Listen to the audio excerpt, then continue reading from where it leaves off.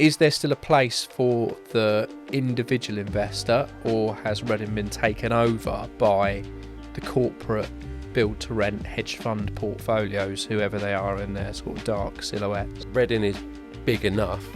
There's enough for every investor type. So there are lots of first-time investors. There are those where I'm holding their hand, walking them through the process, and then there are those where, they're already in double figures. And we know that there's more development coming as well with what's on the horizon for the Oracle. When the Oracle first opened, it was like going to be the shopping capital of what felt like the world to us. And there's a great opportunity to put additional development in there. And then you go out and you talk about Kennet Island, and obviously that's been finished, and then moved on to Green Park Village and what's going on down there, and then the train station that's gone in. So there's lots of connections that, what will Reading look like in 25 years' time? It probably still won't be a city. Reading is traditionally known as England's most average town by statisticians, but is Reading's time as an investment hub, being in the capital of the Thames Valley, the Silicon Valley, done, or is it still a really, really good option for buy-to-let investors out there? I'm joined on the Investors Corner podcast today on my Todd with Kiel Holder, one of Reading's leading estate agents. So, Kyle, as I said, yes, hello. England's most average, statistically, England's most average town. I had to bite my tongue. I was sitting there and so like, oh, everything you said, I've got to disagree with it. Average town? No. Well, average city. Should we go with city? It's still a town. England's biggest town as well. Second stat know. bomb. England's biggest town. Should be a city. We could do a whole podcast just on that. But average town, far from average. Reading, it's investment hub. I mean, at the moment, I'm saying it's never not busy in Reading, but right now, and time of year wise, September's the right time. Every other listing, it's investors everywhere. I've got, even this morning, I had a conversation with a cash investor who was wanting to offer on a property that I've already sold. Like, there are other properties you can buy, but I really want this one. So I'm working through that, and that's the environment we're in right now. Investment buyers are there, cash buyers are there, yields are above national average. It's like, if you're an investor, it makes sense. And I'm seeing investors coming from much further adrift as well at the moment. They're not just local people looking for their first one. They're people going back to building their portfolio and coming from all over the place because they know Reading's the right place to be. So Reading's gone through a number of massive changes in the last 25 years, I would say.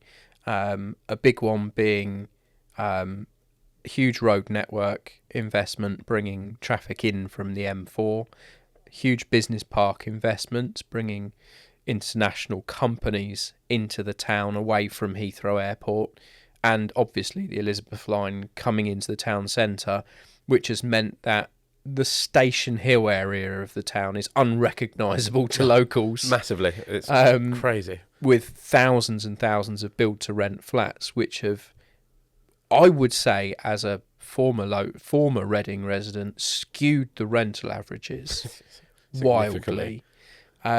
Is there still a place for the individual investor, or has Reading been taken over by the corporate build-to-rent hedge fund portfolios, whoever they are in their sort of dark silhouettes?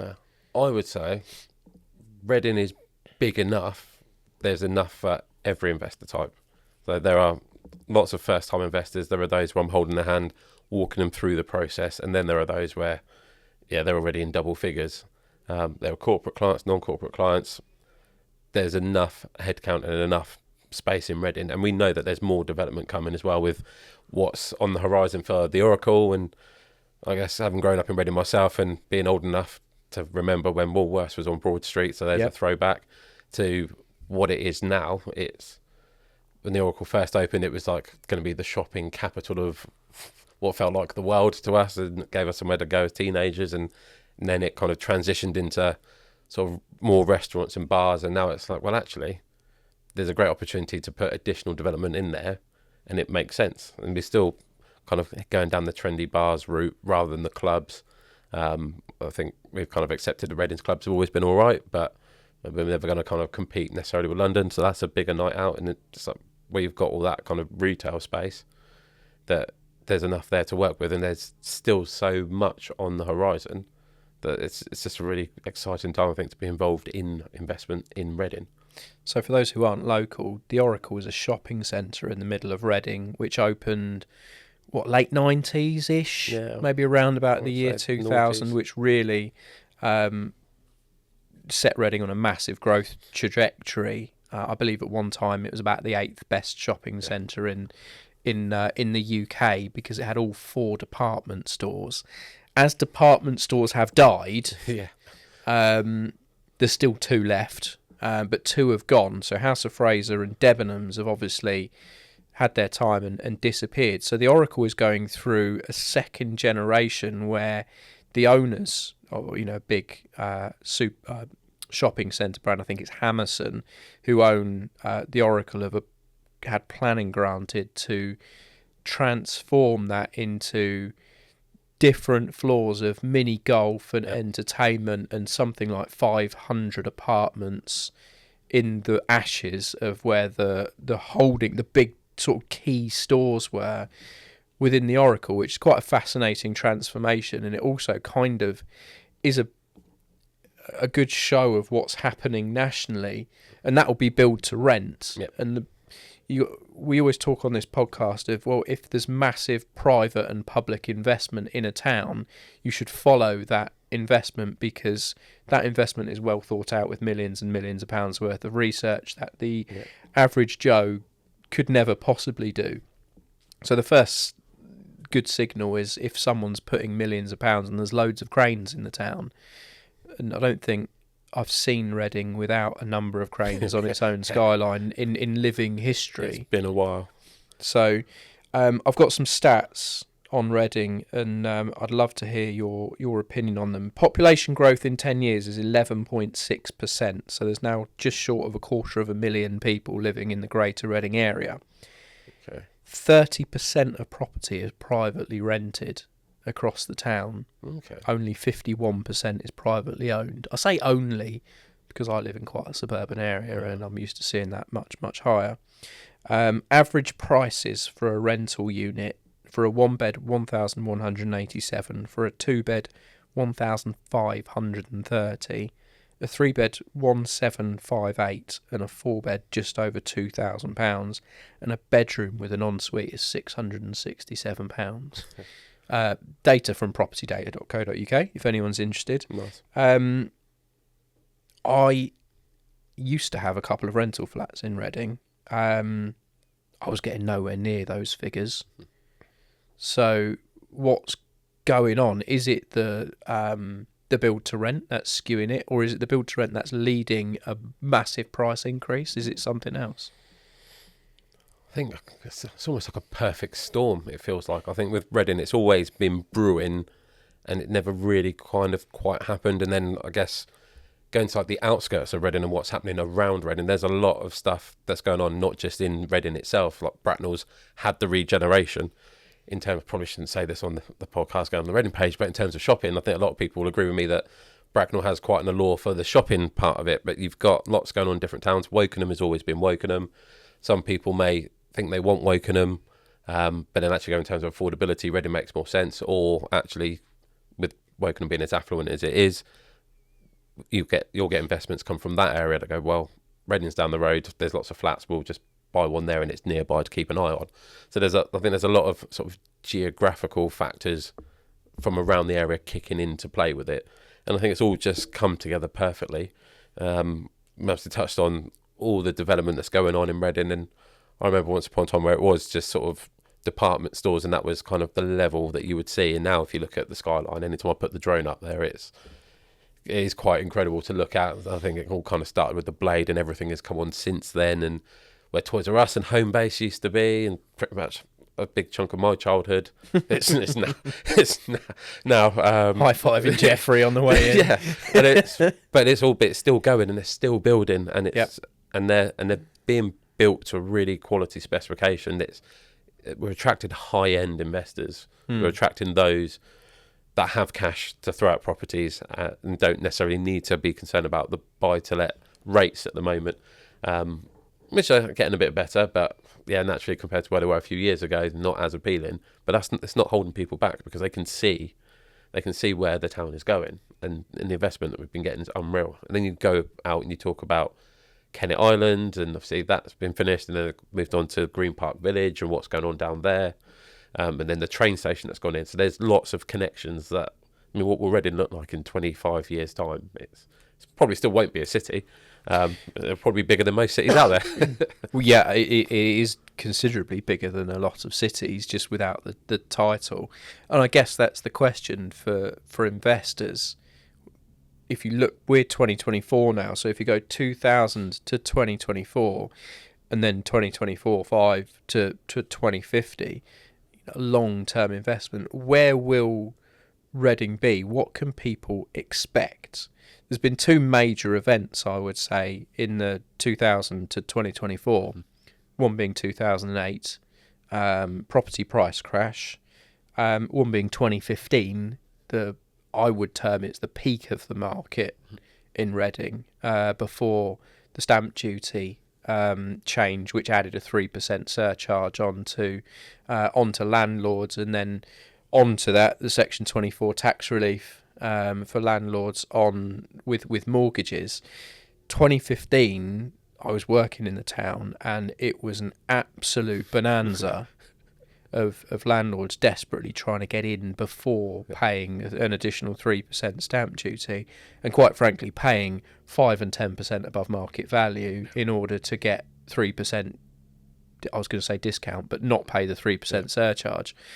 Have prices recovered since that, I guess, overpricing period? And where do they go over the next 20 to 25 years for landlord clients who are looking at a long-term hold? Yeah, have they recovered? I think a lot of that comes down to, it depends which agent you market with. Mm-hmm. It's definitely what I'm seeing at the moment, because if you market your home, and we know it, that's what we do day in, day out, if you market your home at the right price, it will sell. And that gap isn't necessarily a big one, but some of the gaps I am seeing are absolutely ginormous at the moment, where I might get a phone call from someone who's been on the market for 6 months. I'll look it up on Rightmove whilst I'm on the phone to them, and I'll say, well, yeah, the issue is you're on at 300 and it's about 50,000 overpriced. And I can show you the comparables of 5 others in your area that have all sold that are basically the same as yours.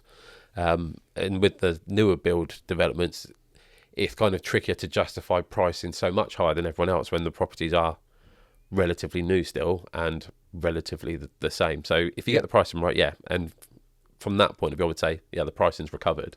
And it's probably more about actually agents adjusting their viewpoint on actually making sure, well, the prices are actually okay. We don't need to overprice stuff. We can price accurately, and the market's definitely in a better place than it was. I think it's recovered. So how does a landlord buyer judge what is the right price and what is overpriced, if there is this gap in the market at the moment, almost too priced market? Yeah. To be fair, I think seasoned investment veterans will have done their research, will know what the last 10 sales in that road were, so they're okay. For first-time investors, naturally, that's where we're here to help. We can guide along the way. We have access to obviously lots of different data portals and points that we can sit down and go through them with if they wanted to make an informed decision. Something that I've started to do, because I've noticed a lot of agents, even on Rightmove, don't put the right details still. I've started to actually post the social content around literally just that for investors. If I think it's a suitable investment, I'll call it the click and just put it on there, so it's got the ground rent, the service charge, and I've worked out the approximate net yield. So it's literally the information's there on one graphic. Yeah. And I think that helps make it a good decision. If the yield numbers are right, it almost doesn't matter what the price is to a certain extent. If the yield's right, it's a good investment.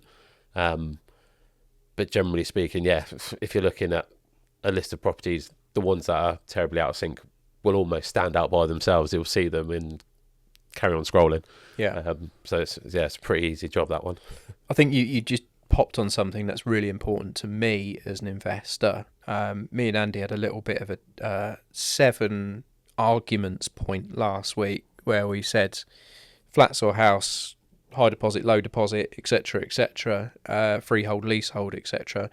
And I went into bat for leasehold properties because I've owned a few, and as a landlord, I want to be as hands off as possible. It's not my day job, so I'm all right paying a maintenance fee for someone else to maintain the building for me, but I'm not all right with paying £400 and £500 a month as my maintenance fee.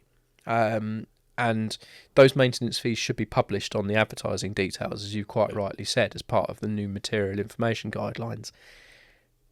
I feel like Reading's lagging behind on adopting those material information guidelines. Yes. What is a sensible amount a landlord should be looking to pay on maintenance? Because I've lost track. Like I was paying £120 at one point. I've still got a flat where I pay £65 a month. Gosh, that's loud. The block manager's lovely. If there's ever a problem, he just comes around with a glue gun and a staple gun and just fixes it himself. He's got, yeah, and that's why it's £65 a month. But I've seen. I'll put my inverted commas fingers up for those who are listening rather than watching, luxury blocks where the numbers just make my eyes water and my toes curl. How are these numbers coming across? How are buyers receiving them? Is that causing it, if you buy something that's got a £500 a month, £400 a month, whatever, maintenance fee, are you just killing yourself in the long term? Where do you stand on it? And again, I think it all comes down to, for me, I think it comes down to the yield. If the yield works, factoring those numbers in, then it almost is what it is. And it's kind of down to the individual property as well, a little bit, because you almost think about, well, you're paying for peace of mind. It's kind of nailed it where you said, don't mind paying the maintenance charge if it means it's all taken care of. So if everything is all taken care of and it has a few Brucey bonuses with it, so you've got, I don't know, the kind of outdoor space on the roof, or you've got the gym in it, and you might go, well, that might give my apartment the edge over the block next to it where there's a couple up for rent. If it works within the numbers and you're happy with the increases that have been there, for some investors, I'll go, that's fine, I don't care, I'll throw the money at it. I know I've got a really fancy apartment and it's all taken care of. For others, I'll go, well, I could maybe just rein it in a bit and just buy something that's a bit more manageable, a bit more practical. How is it coming across? It's definitely dividing the kinds of buyers going for them and the kinds of investors. And there's that market there where you can tell that certain investors, they want to be able to have a property which does stand out amongst the crowd in Reading. And then you've got others where I don't really care as long as the numbers work for me and I'm getting a decent return on it. Which one rents better? At the moment, it doesn't seem to matter. They all rent better. All rent better. So it's kind of each to their own, and ultimately what someone's most comfortable with, I think. Yeah, I've always been a value person, and if the value proposition stacks up, I don't mind paying. Mm-hmm. Like, if I'm buying something for my own home, it might be expensive, but if it's quality, I'm happy with that. I won't expect something for nothing, but at the same time, I don't want to spend thousands for crap. Yeah. Which has always been my bugbear around block management, is when you read the management accounts, is how much is being spent and then how much is being charged by the block manager to do their job, and therefore just wasted income or expenditure from the residents. Because there are some huge differences. Anyone who watches our buy-to-let of the weeks that we put out, I did one in Wokingham just down the road recently, and the maintenance fee was around about £200 a month. And I said, well, it's because there's no need, it's only on 3 stories, there's no need for gates, there's no need for lifts, there's no need for underground parking, so the maintenance fee has been kept reasonable. At a decent level. Because that covers your estate charge, it covers your parking, it covers your insurance, and the block will be redecorated every 5 to 10 years. So £200 a month, I'm okay. Yeah. But in Reading, you're going to be more high rise. Mm-hmm. Maybe 7 times, 8 times out of 10 it's going to be over 2 stories because it's not a city. Yeah. Apparently. Yeah, sore point if you ever speak to anyone from Reading for one reason or another. That and the football club. but we won't talk about that at the moment because I'll go off all day. There might be some land going soon. No, in South Reading. No. But that does mean that lifts are generally there and parking is tighter. Yeah. So you often get underground parking, which comes with its costs.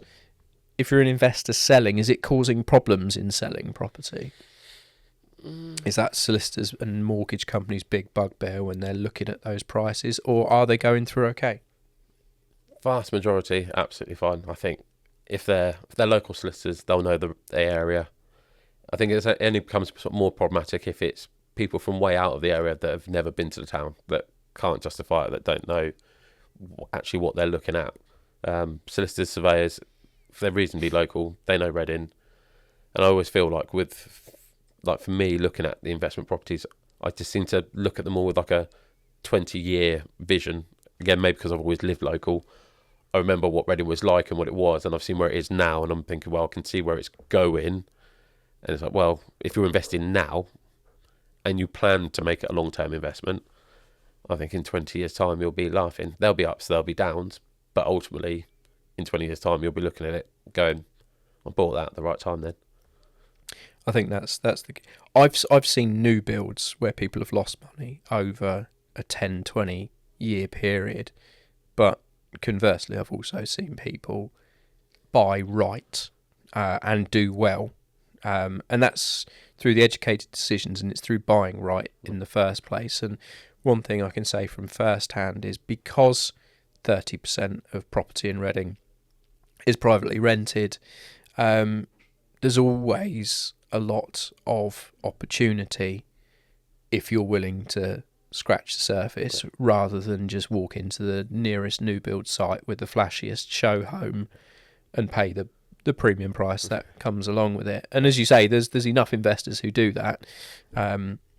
We've got 2 or 3 in one building. They're all owned by Hong Kong investors who bought the properties from Hong Kong when the travelling fair came, and fine, they're getting their return, but it's probably not what someone who's listening to this podcast would do or buy. They wouldn't see the attraction of going there. So, sitting on the sofa in the armchair, we've got over 50 years worth of living knowledge of the town. I thought, oh no.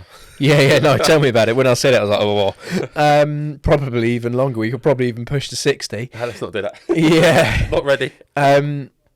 What are if you were out with an investor tomorrow, what are the top 3 streets or buildings that you would say, these are my Reading investment hotspots? Gosh, yeah. I mean, everyone gets excited about Crossrail and the station, and yeah, it depends what you're after. If you're over 55, then the assisted living retirement homes, the yields there are phenomenal. And some investors are cottoning onto it already that are in a position that they go, well, actually, they're relatively cheap, the yields are really high, and in the nicest possible way, I'm always going to have someone to rent it, because, yeah, to kind of offload it much later on down the line, if someone wants to go that way after buying it for a family member, it might be trickier. But if you're buying it as an investment and you're going to keep it for 20, 30 years, it doesn't matter, it's going to have looked after itself in that time. The one I've got at the moment, the yields are like 8% when you do the numbers. Like 8%. Well, that's massive yield. What else have we got really going around Reading? I mean, yeah, near the station you can't go wrong. Has Crossrail kind of added to property prices? I think it's definitely added to the saleability, but Crossrail in itself, obviously there's a lot of people that use it, but I kind of feel like they maybe missed the boat slightly with when they launched, because obviously being in COVID and lockdown, no one really needed it, and it was like, Crossrail's here, and everyone's like, we don't care, we're at home. But now it's growing as sort of corporates are dragging people back into the office, but we're seeing a lot of companies still setting up base over this way, and I think that's what's really exciting about the town, is everyone talks about Crossrail for the benefit of going to London, but I've always seen it as basically an extension to the Paddington line. But what about for people coming from London to Reading? Because that's exactly what it's done. So really, because of the transport in the town, you could almost say anywhere in Reading is a decent enough return. And then you can then almost niche down to what you want. Do you want the university part of town? Are you looking for university investments? Do you want the transport investments. So it's kind of dependent on what kind of investment you want, which is probably a nice position to be in, a nice option to have, because in most places it's, well, I want an investment and I want a 2-bed. Here you go. In Reading, Yeah. so what sort? Well, Reading's got everything that you need. It's got the big transport hub. It's got a very, very highly ranked university. It's got public schools and grammar schools. It's got a lower end former council estate that has been sold off in the 90s through Thatcherism. And it's got the brand new high end Berkeley Homes developments, and it's got the suburbs as well. Like you say, it has got a little bit of everything. The retirement home is something that you're absolutely right. Seeing the numbers that I do, when they get put on the market, they tend to get put on the market for what someone bought it for, and then they get reduced until there's a fire sale, because executors need to get rid of them because they're just burning holes in people's pockets. And I do see a large percentage of them get picked up by, Dave at retirementhomerentals.co.uk or whatever they've sort of set their SPV up as. And to be honest, if I fast forward my life by 40 years, which I don't really want to do, I wouldn't buy one of those to live in. But if I had the sudden need where I needed to live in warden assisted accommodation, I'd certainly rent it. And if you're going to rent it, well, no one can see a crystal ball, but you'll be there a few years because you ain't moving again. Yeah, that's it. That's your last move and you're done. Yeah. So it's an interesting, I guess, very niche, but interesting investment class that people are going into, because they can see these things sometimes go up for like the secure auction for like 70 or 80 grand when they were bought for 250 a few years earlier, which is why I'd never buy one. But I can see why people are now buying them at the huge discounts later on down the line, which is obviously something that you've spotted in Reading. It's probably happening everywhere, I imagine, but it's an interesting point. And when they do go up for rent, there are actually tenants for them. Yeah, always. Yeah, always tenants. Renting them out, they're probably some of the easiest investments you can get from a rent out perspective, because again, a lot of those people aren't wanting to buy it themselves because then everyone's thinking about inheritance tax when they pass away, and then they've still got to sell it and everything else. Well, if they're renting, then it's just a rental space. There's a lot less overheads for renting it out than actually buying it to live in. Mm-hmm. And things change. People might go, well, actually, you're going to move from assisted into a full-time care home, or you're going to move in with a family member. If you're renting, all you need to do is give notice. But if you own it, you've then got to go through the whole process of getting it sold. Yeah. And as we've just spoken about, you could pay 264 and then it's worth 80 grand overnight. It's happened. I've seen it. Which it's a difficult one for people to stomach, which is why you see them going on so expensive. People trying to get their money back for them, but very rarely do. But if you're buying them at 70, really, you're just stacking up investment chips. It's a different type of totally different type of purchase. So, Kyle, thanks for joining us. No worries. I hope that's answered or piqued a little bit of interest on investing. I just winked to the camera. Well, I mean, you're piquing interest in different ways. I hope that's given someone an insight into England's most average town, or not, as the case may be. Join us next week on the Investors Corner podcast. Thanks for watching.